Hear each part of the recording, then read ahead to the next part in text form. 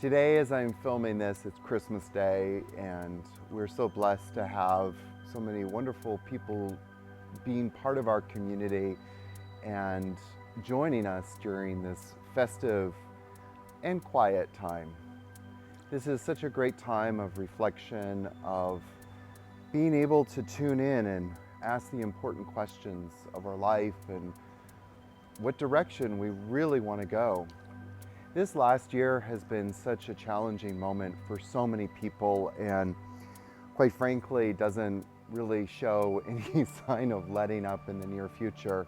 I know for us at Blue Osa, we've been riding the currents of the ups and downs and forging forward, seeing what this year can bring for us.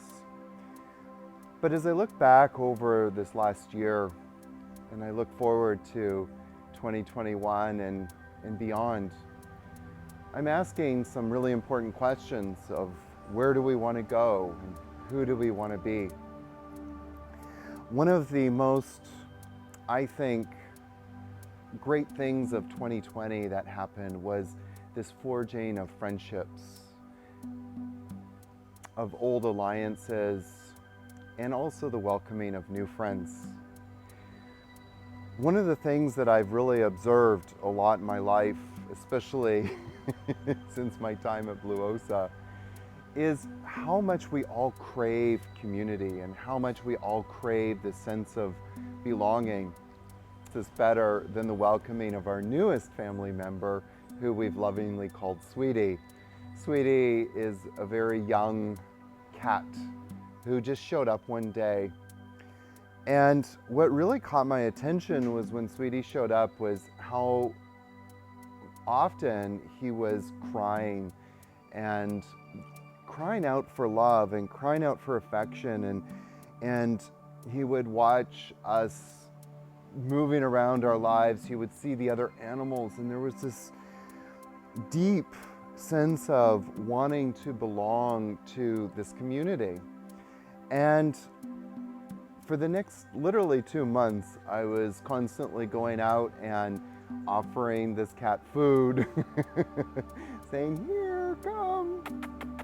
And this cat would never come. But then slowly over time and with patience, the cat slowly started to come closer and closer.